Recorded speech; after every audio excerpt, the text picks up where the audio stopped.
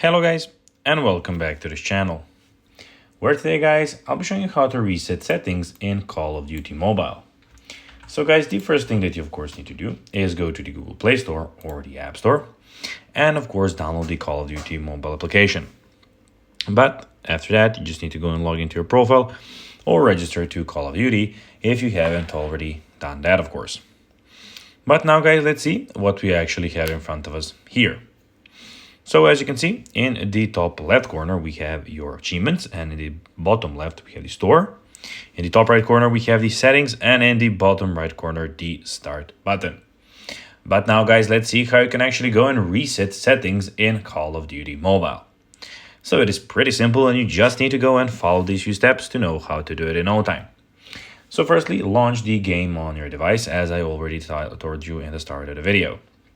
Then tap on the gear icon at the top right corner to open the settings menu. So click on the gear icon here.